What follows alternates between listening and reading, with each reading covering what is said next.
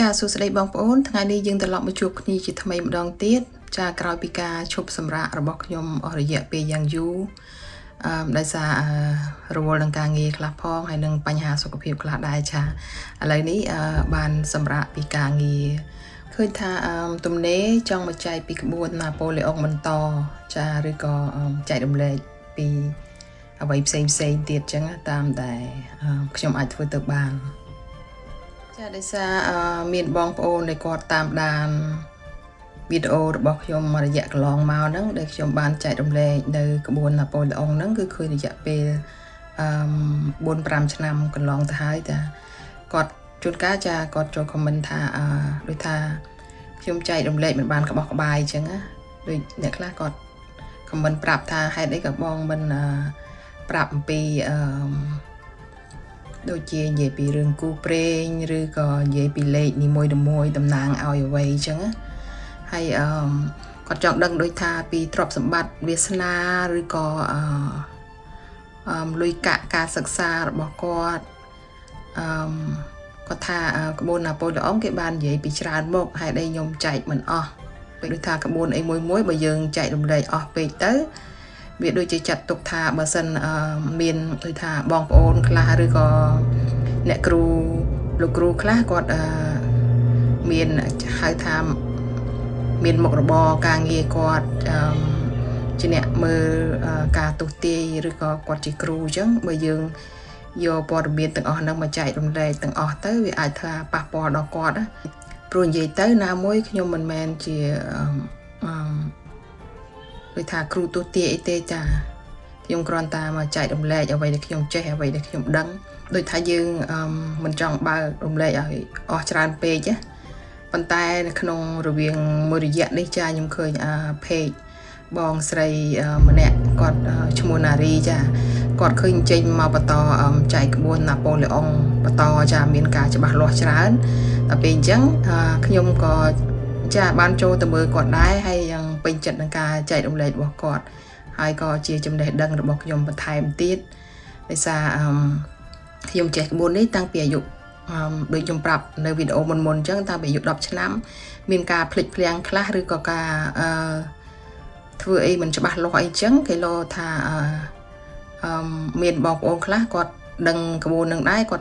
ត់ចេះដឹងច្រើនជាងគាត់បានចាំច្បាស់ជាងនាងខ្ញុំអញ្ចឹងណាពេលអញ្ចឹងចាខ្ញុំទៅមើលប៉ះវីដេអូបងស្រីហ្នឹងឈ្មោះណារីហ្នឹងចាគាត់ចែករំលែកបានច្រើនពីក្បួននេះដល់ពេលដូច្នេះហើយខ្ញុំចាបានរៀនច្រើនពីគាត់ខ្លះដែរហើយនឹងមករួមនឹងការដែលខ្ញុំចេះពីមុនមកផងហើយត្រូវបងប្អូនគាត់ comment សួរបញ្ជាក់ទៀតគាត់ថាហេតុអីក៏បងមិនចែករំលែកឲ្យអស់អញ្ចឹងទុកខ្លះអីខ្លះមិនព្រមរៀបរាប់ឲ្យច្បាស់អញ្ចឹងណាចាឥឡូវថ្ងៃនេះអ្វីដែលខ្ញុំចេះខ្ញុំមកបង្ហាញប្រាប់បងប្អូនខ្លះប៉ុន្តែខ្ញុំនឹងអានរិស័យបងប្រុសម្នាក់ចាខ្ញុំនឹងអានរិស័យគាត់លើកជាឧទាហរណ៍ចាហើយបើសិនគាត់ជាម្ចាស់គាត់ដឹងមិនដឹងអីក៏គាត់ស្ដាប់លេងដែរណាហើយគាត់យកទៅហៅថាយកទៅតាមដានឬក៏ពិសោធន៍មើលទៅតើត្រូវនឹងចរិតគាត់ឬក៏ត្រូវនឹងជីវភាពប្រចាំថ្ងៃរបស់គាត់ដែរអត់ចឹងណាហើយក្បួនណាប៉ូឡេអុងនេះយើងច្រើនតែនិយាយថាគឺជាក្បួនមួយរបស់ជនជាតិបារាំងចាដែលខ្ញុំចេះពីកុងខ្ញុំហ្នឹងដោយសារគាត់ទៅធ្វើទាហានជាមួយជនជាតិបារាំងហើយដល់ពេលគាត់ចេះដឹងអញ្ចឹងគាត់ក៏យកមកប្រាប់ខ្ញុំបន្តចាហើយអ្វីដែលខ្ញុំដឹងមករយៈកន្លងមកហ្នឹងគឺខ្ញុំដឹងមានរបៀបលក្ខណៈផ្សេងខ្លះហើយដល់យើងឃើញការចែករំលែករបស់បងស្រីក្រោយហ្នឹងក៏មានលក្ខណៈផ្សេងបន្ថែមពីលើហ្នឹងទៀតចាហើយខ្ញុំក៏មានការរៀនសូត្រថែមបន្តពីគាត់ដែរហើយខ្ញុំនឹងបកស្រាយនៅឆ្នាំកំណើតប្អូនប្រុសម្នាក់ជាឧទាហរណ៍ចា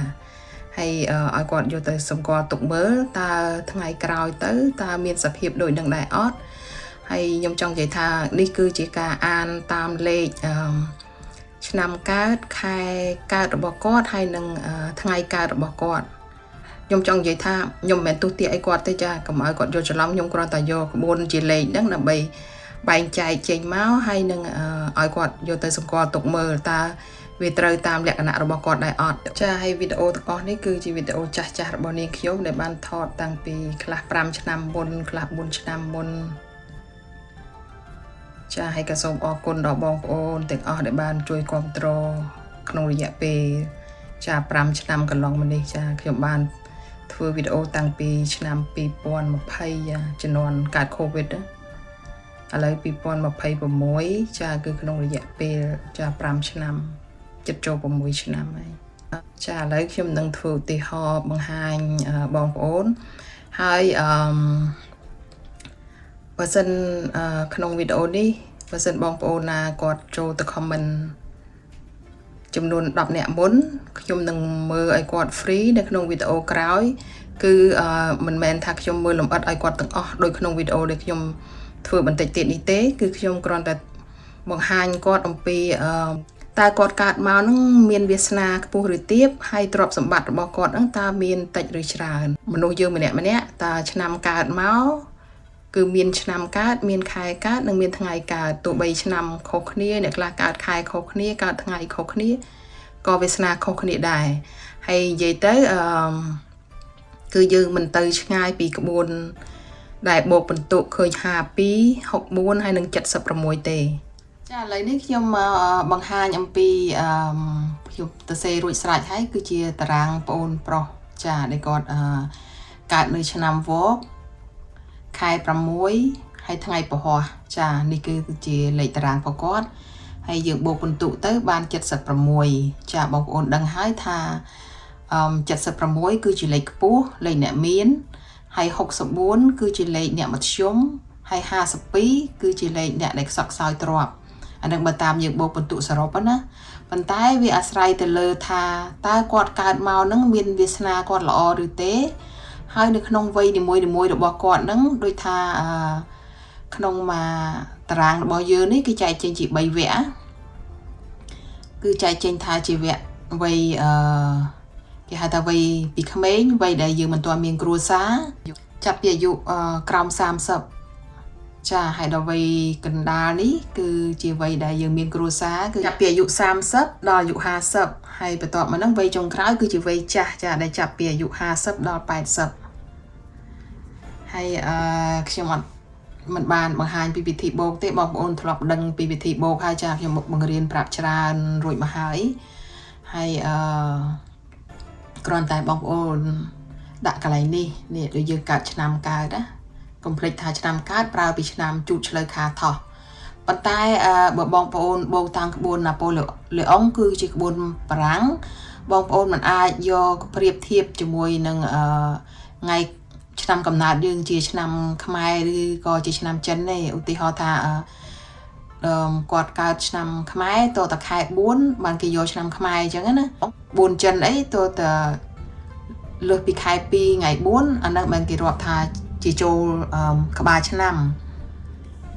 ចំណែកក្បួនណាប៉ូលេអុងគឺអត់អញ្ចឹងទេគឺថ្ងៃ1ខែ1គឺចូលក្បាលឆ្នាំហើយឧទាហរណ៍ថាបើបងប្អូនកើតនៅក្នុងឆ្នាំ2026នេះហើយកើតខែ1អានឹងរាប់ចូលឆ្នាំមមីហើយមិនចាំបាច់តម្រាំទៅដល់ពាក់កណ្ដាលខែ2ឬក៏លើសពីខែ4ទៅរាប់ឆ្នាំមមីមែនទេអញ្ចឹងគេរាប់ពីដើមឆ្នាំ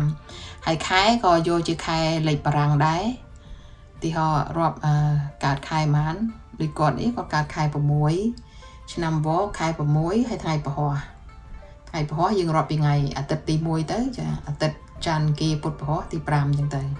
ឡូវលេខដែលបូកយើងចេញមកនេះគឺគាត់បានបន្ទុក76គឺជាលេខអ្នកខ្ពស់ចាចុះអ្នកខ្លះបូកទៅឃើញបន្ទុក76ដែរចុះហេតុអីគាត់ក្រហេតុអីគាត់ជាមនុស្សមធ្យមមិនក៏គាត់អត់មានបានចាជួនកាលវាអាចចេះដែរវាអាចថាគាត់បូកទៅឃើញ76មែនតែ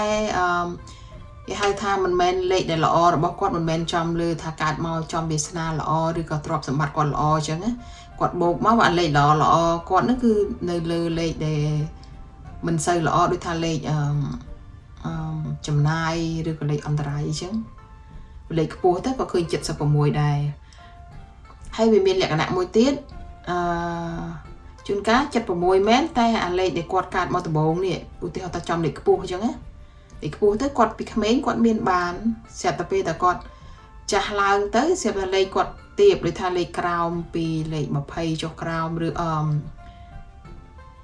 ភាគច្រើននៅចាប់ពីលេខ5 10ចុះក្រោមឬក៏ត្រឹម20ចុះក្រោមអីហ្នឹងលេខរៀងទៀបបន្តិចណាបើចាប់ពី20ឡើងលើអានឹងចាស់ឡើងយើងមានទ្រព្យសម្បត្តិរៀងគួរសមឬក៏មានទ្រព្យសម្បត្តិច្រើនវាស៊ីសងទៅលើថាវ័យក្មេងវ័យកណ្ដាលវ័យចាស់គាត់ហ្នឹងតើទ្រព្យគាត់ចំនៅលើលេខខ្ពស់ឬក៏លេខទាបអញ្ចឹងបានគេជាឆ្ងល់ថាមិនក៏76ដែរគាត់ក្រមិនក៏គាត់ចាស់ទៅគាត់ក្របើអ្នកខ្លះថាគេនៅក្មេងមិនក៏ក្រវាស៊ីសងលើលេខទាំង3នេះដែរនេះចាឥឡូវយើងចូលមកពិនិត្យក្នុងតារាងនេះវិញចាគាត់កើតនៅក្នុងឆ្នាំវស្សាខែ6ថ្ងៃពហុនេះគឺគាត់ជាមនុស្សដែលកើតមកមានវាសនាល្អចាព្រោះគាត់វាសនាគាត់គឺចំលេខ8ចាបានន័យថាបើសិនយើងចំពីលេខលេខ4ចុះក្រោមពីលេខ4លេខ3លេខ2លេខ1លេខ0បានន័យថាមនុស្សហ្នឹងកើតមកវាសនាគាត់ចង់និយាយថាវាសនាគាត់ទាបគាត់មិនសូវមានវាសនាល្អទេហើយបើត្រឹមពីលេខ5 6ទៅដូចថាលេខ5លេខ6គឺគាត់មកកើតមកមានវាសនាមធ្យមហើយបើវាសនាខ្ពស់ពីលេខ7 8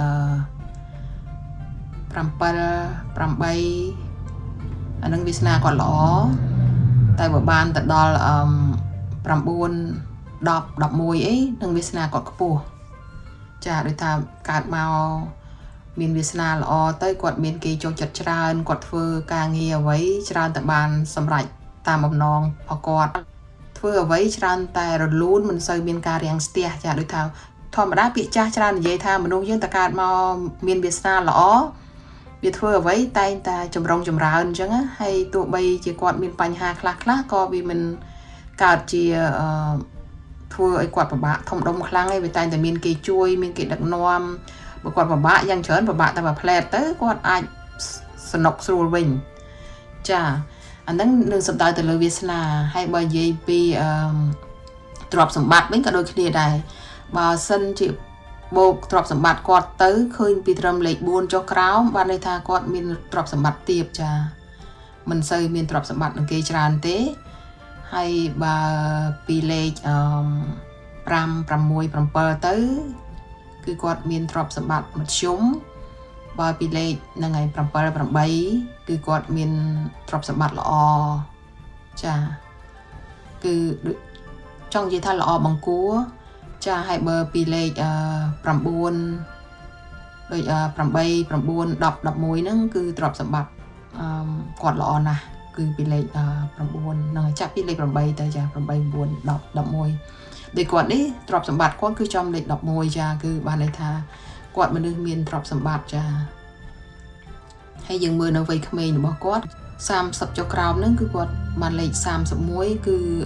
គាត់អាចថាចាយវាយបបោមិនមែនជាអ្នកសកសោយអីទេហើយនឹងចូលនេះហៅថាវ័យមានគ្រួសារគឺដល់គាត់មានគ្រួសារចាមិនសូវមានទ្រព្យសម្បត្តិប្រហែលអញ្ចឹងដូចថាចង់និយាយថាត្រឹមមធ្យមវាបានត្រឹមលេខ17ចាវាមិនបបោខ្លាំងគ្រាន់ថាវារស់បានចាបើលេខទៀបជាងនឹងក្រោមលេខ15អីចុះក្រោមទៅអានឹងគាត់ខ្សត់ខ្សោយខ្លាំងអីចឹងចាប៉ុន្នេះអត់ទេគាត់លេខ17បានថាគាត់មធ្យមមិនមានមិនក្រគឺបានមកហូបឆ្អែតចាហើយដល់ពេលដល់វ័យគាត់ចាស់អានឹងគាត់មានទ្រព្យសម្បត្តិវិញឯចាវ័យចាស់គឺគាត់បានដល់លេខ28គឺបានន័យថាចាគាត់ចាស់ឡើងគាត់មានទ្រព្យសម្បត្តិដោយសារគាត់ជាមនុស្សដែលបូកទៅបានបន្ទុក76ផងហើយនឹងគាត់កើតមកវាសនាគាត់ក៏ល្អហើយគាត់មានទ្រព្យមួយគាត់សាងពីអតីតជាតិគាត់មកអញ្ចឹងណាព្រោះមនុស្សយើងតើកើតមកមានឆ្នាំកំណើតខែហើយថ្ងៃកើតហ្នឹងគឺជាឆ្នាំរបស់ទេវតាប្រទានឲ្យគាត់ចាយើងមិនអាចកែប្រែបានទេបើឃើញថាបូកមកឃើញបន្ទុកល្អអញ្ចឹងបានន័យថាលេខគាត់ខ្ពស់ចា ចាឥឡូវនេះយើងមកមើលពីលក្ខណៈសម្បត្តិនៃគាត់កើតខែ6តើគាត់ជាមនុស្សយ៉ាងណាចាមនុស្សដែលកើតខែ6គឺជាមនុស្សម្នាក់ដែលមានដេចចាគឺគាត់ជាមនុស្សល្អហើយគាត់ធ្វើអ្វីមួយតែងតែបានសមប្រកបចាបើគាត់រៀនគឺរៀនបានឆ្លាតហើយបើគាត់ធ្វើជាចង់និយាយថាធ្វើអ្វីក៏ដោយចាគឺនៅក្នុងការខិតខំប្រឹងប្រែងរបស់គាត់ណាគឺគាត់ធ្វើដោយយកចិត្តទុកដាក់ចាគឺលទ្ធផលចេញមកគឺបានលទ្ធផលល្អគួរជាទីពេញចិត្តចាដែលគេហៅថាជាមនុស្សដែលមានការតាំងចិត្តមាំមួនមនុស្សដែលមានដេចគឺមានទេវតាគ្រូបាអាចារ្យគ្រប់គ្រងគាត់ចាហើយមិនត្រឹមតែប៉ុណ្ណេះទេគាត់កើតនៅចំថ្ងៃប្រហ័សទៀតចាថ្ងៃប្រហ័សគឺជាថ្ងៃបើនិយាយពីនេះគេហៅថាជាថ្ងៃគ្រូបាជាអញ្ចឹងណាជាថ្ងៃគ្រូអញ្ចឹងមនុស្សគាត់ហ្នឹងមិនងាយទទួលរងនៅអំពើមុនខ្មៅទេចាចង់និយាយថាអ្នកដែលចង់ធ្វើមុនខ្មៅទៅលើគាត់គឺគាត់មិនងាយប៉ះពាល់ដល់គាត់បានទេព្រោះគាត់ជាមនុស្សសម្បូរដោយបុណ្យចាគាត់មានអំណាចផ្លូវចិត្តហើយគាត់ក៏ជាមនុស្សម្នាក់ដែលចូលចិត្តសង្កេតមើលមនុស្សដែលនៅជុំវិញខ្លួនគាត់គឺគាត់មើលឆាប់ដឹងពីចរិតមនុស្សដែលនៅជុំវិញខ្លួនគាត់ហើយគាត់ជាមនុស្សម្នាក់ដែលមើងម៉ាត់ម៉ត់ចត់ហើយជាមនុស្សដែលចូលចិត្តដូចថាប្រើការគិតណាគាត់មុននឹងខឹងមុននឹងសម្រេចចិត្តអីគាត់ទាញយកហេតុផលមកគិតជាមុនសិនចាហើយគាត់ជាមនុស្សម្នាក់ដែលថាគាត់មិនចូលចិត្តស្ដាប់ដូចថាគេបជាគាត់ប្រកបគាត់អីគាត់អត់សូវទេចាដោយសារគាត់ជាមនុស្សម្នាក់ដែលជឿជាក់លើខ្លួនគាត់ហើយគាត់ចេះវិភាគចេះគិតហេតុផលដោយខ្លួនគាត់ចាដល់អញ្ចឹងហើយមនុស្សហ្នឹងគាត់មិនងាយជឿគេផ្ដេសផ្ដាស់ទេចាមនុស្សដែលកើតថ្ងៃពហុហ្នឹងណាព្រោះគាត់និយាយថាបើគាត់ជឿលើអ្វីមួយគាត់ទុកចិត្តលើអ្វីមួយគឺគាត់បានមើលឲ្យច្បាស់លាស់គាត់មិនមែនចេះតែជឿតាមគេគាត់មុននឹងធ្វើគឺគាត់គិតច្បាស់លាស់មែនតើដល់ពេលលទ្ធផលចាក់ចេញមកគឺច្រើនតែបាននៅសម្រេចនៅលទ្ធផលល្អហើយគាត់ក៏មានលក្ខណៈម្យ៉ាងទៀតគឺថាគាត់មិនសូវចេះថាឆាប់ខឹងលឿនណាគាត់ពិចារណាមុនសិនប៉ុន្តែបើសិនជាមនុស្សណាដែលធ្វើឲ្យគាត់ខឹងបើគាត់ចង់សងសឹកមនុស្សហ្នឹងគឺគាត់ធ្វើដោយចង់និយាយថាមិនមែនថាទុនខ្សោយគឺចង់និយាយថាបើគាត់ស្អប់មនុស្សម្នាក់ហ្នឹងហើយមនុស្សម្នាក់ហ្នឹងធ្វើឲ្យគាត់ខឹងអញ្ចឹងគឺគាត់សងសឹកគឺសងសឹកសាហាវតែម្ដងចាអញ្ចឹងបានន័យថាបើគាត់មិនចង់ខឹងគាត់អត់ចង់ខឹងទេដូចថាគាត់ធ្វើហីចោលអញ្ចឹងគេថាគេធ្វើអីចំពោះគាត់អញ្ចឹងគាត់ធ្វើហីចោលគាត់អត់ចង់ខឹងទេដូចថាគាត់ចង់ថាខ្ជិលលេងដូចថាខ្ជិលយកចិត្តទុកដាក់ប៉ុន្តែបើគាត់ចាប់អារម្មណ៍ថាគាត់ខឹងហើយគាត់ចង់ធ្វើបាបម្នាក់នឹងវិញឬចង់សងសឹកម្នាក់នឹងវិញគឺគាត់ធ្វើឡើងខ្លាំងហើយធ្វើដោយម៉ត់ចត់តែម្ដងដូច្នេះហើយបើសិនជាមនុស្សណាប៉ះពាល់គាត់មុនចាគឺគាត់អត់ចូលចិត្តឲ្យគាត់សងសឹកអ្នកនឹងវិញហើយមនុស្សដែលកើតថ្ងៃពហុហ្នឹងចាគាត់ជាមនុស្សដែលបើគាត់ស្រឡាញ់អ្នកណាគឺគាត់ស្រឡាញ់អ្នកនឹងហើយគឺគាត់ព្រមប្រគល់បេះដូងទៅឲ្យគេហើយគាត់ក៏មិនងាយដាក់ចិត្តស្រឡាញ់អ្នកណាដោយងាយដែរហើយបើគាត់ដាក់ចិត្តស្រឡាញ់ហើយគឺគាត់លះបង់គ្រប់យ៉ាងដើម្បីមនុស្សជាទីស្រឡាញ់របស់គាត់មិនចេះគប់គួននឹងអ្នកណាទេបើគាត់ខឹងនឹងគេគាត់តែងតែលើកលែងឲ្យគេជារឿយហើយបើមនុស្សនោះមិនកែខ្លួនគាត់នឹងដើរចេញបើគាត់ធ្វើការងារអីគាត់មិនទុកធ្វើឲ្យសេះសល់គឺគាត់ធ្វើឲ្យគាត់ធ្វើតទៅហើយបើគាត់ឈប់ចាហើយមនុស្សគាត់ហ្នឹងគឺមានចិត្តក្លាហានតស៊ូពុះពៀក្នុងការងារអ្វីក៏ដោយមិនថាការងារនឹងស្រួលឬក៏ការងារនឹងពិបាកទេគឺគាត់អាចធ្វើបានទាំងអស់ចាគឺគាត់មិនរើសការងារទេហើយមនុស្សគាត់ហ្នឹងក៏មានលក្ខណៈចេះសន្សំសំចៃខ្លះដែរឃើញបានន័យថាមនុស្សដែលកើតខែ6ហើយនឹងថ្ងៃប្រហ័សនេះចាគឺគាត់ជាមនុស្សដែលមានដែលជាមនុស្សល្អមានដេចបារមីចាមានអ្នកតាមថែរក្សាគាត់ចាមិនងាយថាមុនខ្មៅអីធ្វើត្រូវគាត់ទេចាបើបកមកមើលតារាងរបស់គាត់វិញចាគឺឃើញថាគាត់នេះជាមនុស្សប្រុសចាហើយ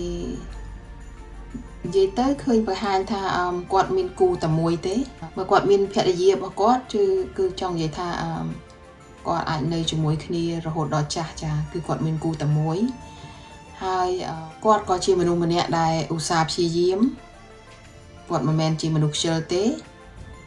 ហើយមនុស្សគាត់នេះគឺគាត់ក៏មិនសូវមានមិត្តភ័ក្តិច្រើនដែរចាប៉ុន្តែអាចមានសត្រូវខ្លះតិចតួចចាគឺចង់និយាយថាគាត់អាចមានសត្រូវច្រើនជាងមិត្តភ័ក្តិចាហើយគាត់ក៏ជាមនុស្សម្នាក់ដែលមានលៀបជ័យចាចង់និយាយថាបើគាត់អានេះខ្ញុំមិននិយាយថាឲ្យគាត់ទៅទិញរង្វាន់អីណាចង់និយាយថាគាត់ជាមនុស្សម្នាក់ដែលមានលៀបគាត់ធ្វើអ្វីអាសាបានលៀបអញ្ចឹងណាហើយបើសិនតែគាត់ធ្វើការងារអីក៏គាត់បានមានមុខមាត់យស័ក្តិចាហើយបើនិយាយពីការគាត់ធ្វើដំណើរក៏មិនមានជាបញ្ហាអ្វីធំដុំទេចាគាត់ច្រើនតែធ្វើដំណើរដោយសុខសប្បាយបើនិយាយពីសុខភាពរបស់គាត់វិញចាគាត់គឺជាមនុស្សដែលមានសុខភាពមធ្យមចាឈឺខ្លះមិនឈឺខ្លះចឹងណាមិនមែនថាអត់ឈឺសោះឬក៏មិនមែនថាជាមនុស្សដែលឈឺរហូតអីមិនមែនទេគឺចង់និយាយថាពាក់កណ្ដាលចាហើយមនុស្សគាត់ក៏មានការរៀនសូត្រចេះដឹងគ្រាន់បើចាហើយនៅក្នុងតារាងរបស់គាត់នេះគឺបង្ហាញថាបើគាត់រលុយចូលបានច្រើនគឺគាត់ចាយវាយទៅវិញតិចចាគាត់មិនចាយអស់ទេហើយគាត់ក៏មិនសូវមានការអន្តរាយដូចខ្ញុំនិយាយចឹងថាលេខអន្តរាយគាត់ទាបហើយគាត់កើតចំថ្ងៃពហុទៀតគឺជាមនុស្សដែលមានលក្ខណៈល្អចាគឺតារាងគាត់នេះល្អណាស់បើនិយាយទៅចាគឺល្អមែនតែនបានដល់ទៅបន្ទុក76ហើយគាត់ជាមនុស្សដែលមានយុះលៀបយុះជ័យហើយអន្តរាយគាត់ក៏តិចតួចហើយគាត់ជាមនុស្សដែលមានចំណេះដឹងហើយមានកើតមកវាសនាល្អមានទ្រព្យចាស់ឡើងគាត់ធូរធារចង់និយាយថាបច្ចុប្បន្នគាត់នៅមានគ្រួសារគាត់មិនសូវធូរធារបានទេដល់គាត់វ័យចាស់ឡើងគាត់ធូរធារចាមានទ្រព្យហើយបើនិយាយពីខែល្អសម្រាប់គាត់វិញដូចខ្ញុំបង្ហាញបងប្អូនលើកមុនអញ្ចឹងចាគឺរាប់ពីដំបូងនេះរាប់ពីខែ1ឥឡូវខែប៉ុន្មានហើយឥឡូវខែនេះខែ7 1 2 3 4 5 6 7ចឹងខែ7នេះអត់អីទេលេខយូអ៊ុនគាត់ឡើងចាឲ្យតែលេខលើសពី5ទៅយូអ៊ុនឡើងហើយកុំឲ្យតែលេខ5ចុះក្រោមបើ5បានតែមធ្យមបើចំលេខ4លេខ1លេខ2ឯងអានឹងយូអ៊ុនយើងធ្លាក់ចុះចឹងណាចានេះយើងរាប់ទៅនេះខែ7ខែក្រោយខែ8ចំលេខ5ខែ9ខែ10ខែ11យូអ៊ុនគាត់ឡើងលេខឡើងណាបើយើងចង់ធ្វើដំណើរទៅណាយើងរើសរកខែណាដែលលេខខ្ពស់ទៅយើងចេញដំណើរទៅឬក៏យើងធ្វើអ្វីមួយបើកមុខរបរអីមួយយើងបើកចំមកលេខខែធំទៅហើយបើមិនចឹងទេយើងអាចរាប់ជាឆ្នាំដូចនេះពីឆ្នាំអាយុយើងណាចង់និយាយថានេះពីអាយុ1ឆ្នាំរហូតដល់ចុងនេះអាយុ12ហើយយើងបូកថែមទៅអាយុយើងសប្ងៃហ្នឹងហើយម៉ានយើងបូកទៅថា12អញ្ចឹង24 36ឧទាហរណ៍ថាគាត់អាយុ37 38 39 40អីចឹងទៅចំលេខ10 41លេខ1 42 43 44 45 46 47 48យើងបូកតាមហ្នឹងណាព្រោះក្បួនអាប៉ូឡេអុងបងប្អូនទុកមើលប្រចាំឆ្នាំចង់និយាយមិនប្រចាំចង់និយាយថាអាចទុកមើលរាល់ឆ្នាំបានឬក៏មើលក្នុងប្រចាំជីវិតបានចាយើងដឹងថាខែណាយើងលេខល្អធ្វើខែហ្នឹងហើយឆ្នាំណាយើងលេខខ្ពស់យើងធ្វើនៅឆ្នាំហ្នឹងកុំឲ្យតែរើសធ្វើមុខរបរអីចំនេះឆ្នាំលេខ1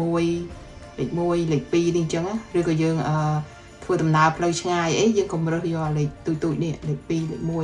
លេខ1នេះលេខ4នេះកុំយើងរើសយកលេខល្អទៅព្រោះគាត់មានលេខខ្ពស់ច្រើននេះ1 2 3 4 5 6 7 8គាត់មានលេខខ្ពស់ដល់8លេខទាបគាត់មានតែ4ទេបានថាតារាងគាត់នេះល្អលេខទាបគាត់មានតែនេះ1 2 3 4នេះលេខ5នេះក៏លេខមធ្យមពាក់កណ្ដាលដែរហើយមើលលេខគូគាត់ល្អទៀតគាត់មានគូតែមួយទេឥឡូវចង់ដឹងចាំមើលទៅតើមនុស្សគាត់នឹងមានគូប្រមាណហើយគូគាត់ហ្នឹងគាត់មានតែពីវ័យក្មេងនេះវ័យអាយុ30ចុះក្រោមនេះគាត់ជួបគូគាត់នេះអាយុ30ចុះក្រោមហើយបន្ទាប់ពីនឹងគាត់អាយុឡើងលើទៅគាត់អត់មានគូទៀតទេ បើសិនតែគាត់ចង់ដឹងចាគាត់ថតតារាងនឹងទុកទៅហើយគាត់ទុកមើលខ្លួនគាត់ទៅចាតើថ្ងៃក្រោយទៅគាត់មានបានចឹងមែនអត់ហើយគាត់មានគូមួយចឹងមែនអត់ខ្ញុំចង់ប្រាប់គាត់ចុងក្រោយមួយទៀតអានេះបើយើងនិយាយពីរើសថ្ងៃធ្វើដំណើររបស់គាត់យើងអាចរើសពីខែនេះបានណាតែបើរើសចំថ្ងៃល្អរបស់គាត់ដូចថាគាត់ឆ្នាំវកចាឆ្នាំវកគឺបានន័យថាថ្ងៃច័ន្ទចាសម្រាប់7ថ្ងៃថ្ងៃច័ន្ទគឺជាថ្ងៃជោគលាភរបស់គាត់ចាចំណែកថ្ងៃអង្គារគឺជាថ្ងៃសុខសប្បាយហើយថ្ងៃប្រហ័សគឺជាថ្ងៃមានលាភមានជ័យចំណែកថ្ងៃសុក្រគឺជាថ្ងៃមានរិទ្ធចា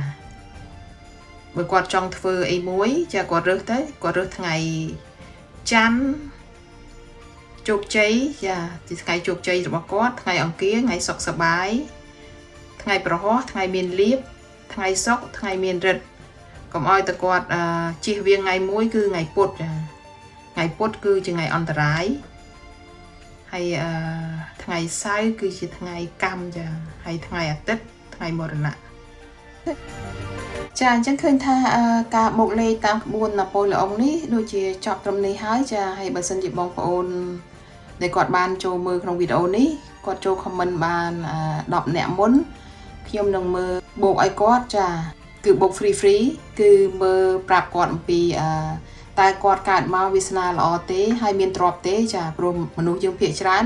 កើតមកឆ្នាំដូចគ្នាតែវាសនាខុសគ្នាដល់អញ្ចឹងជានាំនេះឆ្ងល់ថាហេតុអីក៏ឆ្នាំដូចគ្នាហើយមិនក៏គេមានខ្ញុំក្រមិនក៏គេស្រួលម៉េះហើយខ្ញុំពិបាកម៉េះហេតុអីក៏គេមានឋានៈខ្ពស់គេធ្វើអីជាតែបានសម្រេចហើយខ្ញុំធ្វើអីមិនសូវជាបានសម្រេចចាដោយសារថាឆ្នាំដូចគ្នាមែនប៉ុន្តែកើតថ្ងៃខុសគ្នាខែខុសគ្នាគឺវាសនាខុសគ្នាចាអញ្ចឹងក្បួនណាប៉ូឡេអុងគឺខ្ញុំទុកប្រើសម្រាប់ក្នុងគ្រួសារខ្ញុំនេះគឺជាប្រចាំចាឃើញថាគឺមិនសូវខុសដែរចាបើនិយាយពីការធ្វើដំណើររើសប្រចាំខែអីគឺមិនសូវខុសទេចាខ្ញុំរើសធ្វើដំណើរទៅណាខ្ញុំច្រើនតែរើសនៅលេខខ្ពស់ចាហើយបើខ្ញុំសាកធ្វើដំណើរលេខទាបគឺច្រើនតែមានបញ្ហាហើយហើយចំណែកនៅក្នុងក្រុមគ្រួសារអីឲ្យតែ